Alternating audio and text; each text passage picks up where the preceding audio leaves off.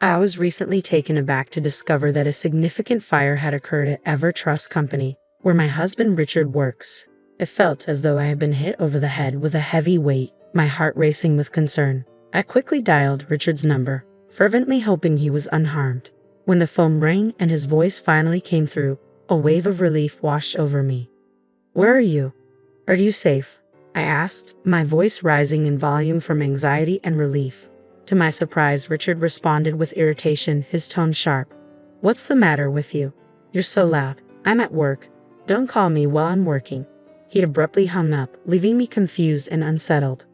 While he didn't appear to be directly involved in the fire, his dismissive reaction was troubling.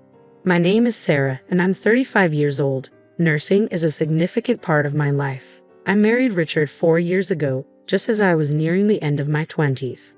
We met through a mutual friend and quickly connected, leading to what I thought was a blissful marriage. We've been living in company housing provided by his employer. Despite not having children yet, I remain hopeful about building a happy family with Richard. He can be self-centered at times, but he's generally a kind and loving man who makes me feel secure.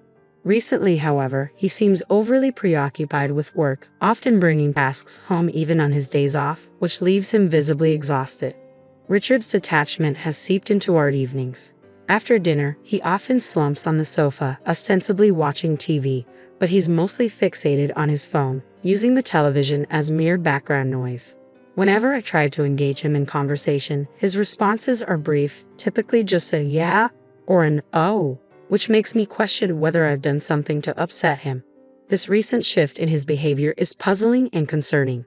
Choosing to believe that Richard is simply overwhelmed by his demanding job, I decided to help ease his burden. I committed to making sure he had a warm lunch and a hearty dinner waiting for him every day, preparing nutritious meals to support him through his long days.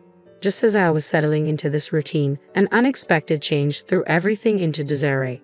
A colleague called the day before, asking if I could swap my night shift for a day shift. This sudden change meant I would be home in the evening, and I planned to inform Richard about it amid the chaos of my new schedule. I managed to email Richard about the shift change on the day itself, letting him know not to worry about dinner since I would prepare it once I got home. Strangely, I didn't receive a response. I figured he was swamped with work, so I focused on my duties. Even after my shift ended, there was still no word from him. This was unusual.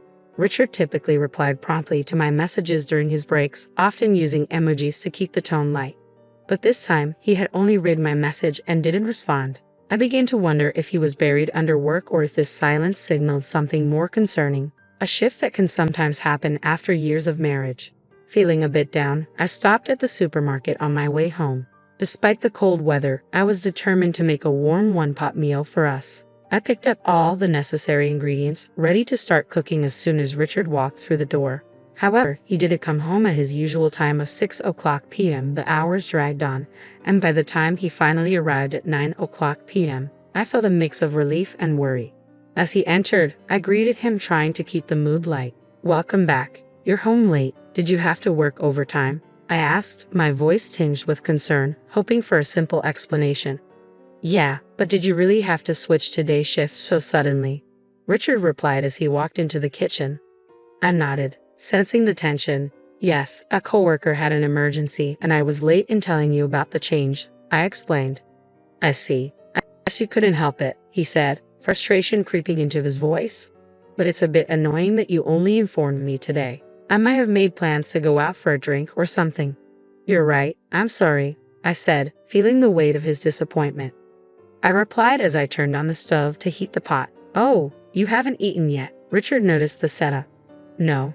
I thought I'd wait for you," I said, hoping he'd appreciate the gesture. "Well, thanks, but next time you don't have to wait for me," he said. His words stung a little. I had hoped for a cozy evening together. I sighed quietly as I waited for the pot to boil. Once it started to simmer, I served up Richard's portion, followed by mine. I was famished after waiting all evening, and the hot pot was delicious. I began to savor each bite, but then I noticed that Richard wasn't eating much. "What's wrong? You don't seem to be eating," I remarked. "Oh yes," he muttered, looking distracted. Then he admitted, "I worked late, and a junior colleague bought me a rice bowl at work, so I'm not hungry." But you should have told me that earlier," I replied, feeling a mix of disappointment and frustration. You could have sent a quick message before I started cooking." I think Richard sensed my irritation because he quickly suggested, "Okay, then put my portion in the fridge. I'll eat it tomorrow morning." He tried to lighten the mood, but the atmosphere was already strained. After a few minutes of silence, Richard got up from the couch and suddenly announced, "I'm going for a walk." His abrupt decision to leave the house after our interaction felt unusual, leaving me puzzled about what was going on with him lately. When I expressed my concern about his sudden urge to walk, Richard explained, "I haven't been getting enough exercise lately, and with all the late work hours, I just need a change of pace." He began preparing to head out, leaving me feeling hollow as I sat alone at the dining table with the hot pot in front of me. Eventually, I decided to put my portion in the fridge, feeling slightly overstuffed. I realized that Richard and I hadn't spent much quality time together lately, so I suggested joining him for a walk, hoping it might provide an opportunity for us to reconnect. However, Richard declined my offer. "It's not good to move around right after eating. Besides, I need to take a long walk alone tonight," he said before leaving the house by himself. His behavior struck me as odd, and driven by a nagging instinct, I discreetly followed him from a distance. Despite the cool evening air, Richard walked with an unusual spring in his step. He eventually stopped near a park quite a distance from our home, where he seemed to be waiting for someone, frequently checking his phone. A few minutes later, a car pulled up, and Richard strolled over, chatting casually with the driver. Curiosity got the better of me, and I moved closer to get a better look through the car window. Inside sat a woman with long curly hair and shiny lipstick, laughing joyfully as Richard climbed into the passenger seat. The sight felt like a punch to the gut. I couldn't shake the thought that he might be having an affair. Just as I was processing the scene, the car drove off with them, leaving me standing there, stunned and struggling to make sense of what I had just witnessed. Not long after, Richard texted me, claiming he had unexpectedly run into an acquaintance and would be home late. His explanation felt far too convenient, and deep down, I knew something wasn't right. The trust I had in him began to waver. My trust in him was shaken as I struggled to comprehend the reality of the situation. He had claimed he wasn't hungry because he had already eaten, yet it was past 3:00 a.m. when my husband finally came home. He stumbled in, seemingly tipsy, and headed straight to the kitchen for a glass of water, completely unaware that I was awake. Since that night, he had often stayed late at work, especially when I was on the day shift.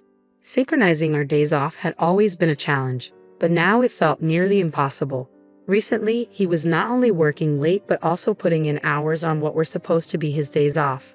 I couldn't shake the suspicion that he might be meeting the woman I had seen with him that night. Driven by doubt, I began searching for detective agencies online. After some digging, I submitted an investigation request to the most reputable one I could find. I felt guilty for going behind his back, but I reasoned that if the investigation cleared him, I could fully trust him again. Waiting for the results was excruciating. My husband remained as reserved as ever, and every time I looked at him, the image of that woman haunted me. I was desperate for clarity. Then an unexpected event occurred. It was a busy Saturday at the hospital where I worked, and my husband was supposedly working on his day off.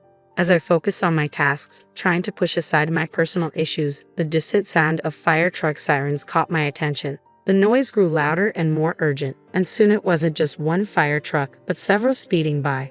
A sense of unease crept over me, turning into worry as two of my colleagues returned to the ward with grave expressions. They were discussing an emergency, a large fire nearby. "You mean the fire?" I asked, trying to catch up with their conversation. "Yes, that's right," they confirmed. "There's a major fire at EverTrust Company." The shock hit me like a physical blow. EverTrust Company was where my husband worked. An overwhelming sense of distress washed over me as I considered the danger he might be in. Learning that the fire was at EverTrust filled me with immediate dread. I quickly explained the situation to my colleagues and rushed to call Richard, hoping against hope that he was safe. Despite the recent tension between us, I always made sure to see him off each morning, and now I dialed his number with a heavy heart, praying fervently that he hadn't been caught in the blaze. The phone rang, and when Richard's voice finally came through, it momentarily lifted my spirits. "Hello, Richard. Are you safe?" I asked, my voice louder than intended with relief. Instead of the reassurance I craved, his response was curt and irritated. "What's the matter with you? You're talking so loud. I'm at work. Don't call me while I'm working." Then the call abruptly ended. Confusion and anger surged within me. There was a massive fire with trucks dispatched to the scene. It was impossible for him to be working normally under those circumstances. His cold demeanor and strange response made me question whether he had even gone to work at all or if something else was happening. As my worry for his safety morphed into suspicion about his fidelity, I couldn't shake the thought of all those mornings I had seen him off. Was he using that time to meet someone else? By the time I reached home, my mind was made up. I needed to leave and start anew. As I began packing my belongings, I felt a mix of determination and sadness. I checked the mailbox and found that the results from the detective agency had arrived. It felt timely to take these with me as I left a house that no longer felt like home. My parents came over to help me pack, and I arranged for a moving contractor to expedite the process. As I worked amid the boxes, it struck me that Richard was probably unaware I knew the truth about his affairs, likely spending time with his lover at that very moment. I packed up my furniture and the appliances that had been with me since my single days. The room quickly emptied, becoming the hollow shell of the home it once was. Standing there, looking around at the nearly bare space, I realized how much I had changed and how necessary it was for me to move on from this chapter of my life. I felt completely detached from the life I once led in that house. With resolve, I moved my belongings to my parents' home and began searching for a new place to live on my own. The next day, Richard finally reached out, his voice laced with confusion and annoyance. "Hey, what's going on? Most of your stuff is gone." "I've moved out," I replied calmly. "What the hell were you thinking? When are you coming back? What about my food? What about the house chores?" His questions revealed everything. He was solely focused on how my departure affected him. Hearing his words stunned me, but I wasn't entirely surprised.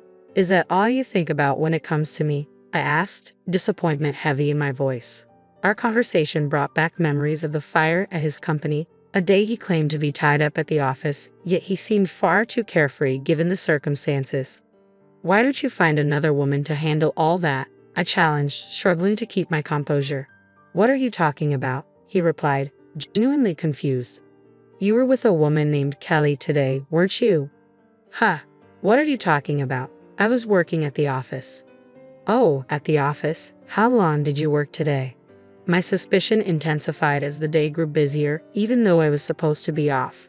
I ended up working late into the evening, which made Richard's bewilderment over my move seem all the more suspicious. "That's why I was so surprised that you moved out," he said, trying to sound genuinely confused. "Stop lying already," I shot back sharply. "You lied about going to work, didn't you?" "I wasn't lying. I was working. What's going on?" His voice wavered between frustration and confusion. "How could you work late when there was a fire at your office during the day? When I called you, several fire trucks were dispatched to your company. They were there to extinguish the flames. That's why I called. I wanted to know if you were okay. You told me not to call you while you were at work, acting as if there was no fire." His silence spoke volumes, confirming my deepest doubts. The reality of the situation settled in, exposing the fissures in our relationship and making the distance between us feel more pronounced than ever. Armed with irrefutable evidence from the detective agency, I knew I had the upper hand. "There's no way you can escape this," I stated firmly. "From now on, all communication will go through my lawyer." As expected, he pleaded for forgiveness, repeatedly apologizing for his betrayal. But my feelings for him had faded long ago. "I'm sorry, but there's no fixing this. I'm hanging up now," I said, cutting off any further attempts at reconciliation. I promptly met with my lawyer to demand a divorce and alimony. With solid evidence in hand, the proceedings moved swiftly, and the divorce was finalized. Richard, along with his accomplice from work, a junior colleague, was ordered to pay a significant amount in alimony. Their affair not only had personal repercussions but professional ones as well. Once the news spread throughout the company, especially under the dramatic circumstances of the fire, it sparked widespread disdain among their peers. Both Richard and his affair partner faced cold stares and harsh judgments, a social penalty that visibly embarrassed them. Meanwhile, I settled into a new apartment, embracing my independence. The stability of my nursing career provided me with comfort, allowing me to take things slowly without rushing into another relationship. I reveled in my newfound solitude, appreciating the peace that came with it. Discovering my husband's affair, especially amidst the chaos of the fire, felt like a harsh twist of fate, yet it expedited the inevitable consequences he deserved. Now, as I adjusted to my single life, I looked forward to the possibility of meeting someone genuine in the future, without any rush, savoring each moment as it came.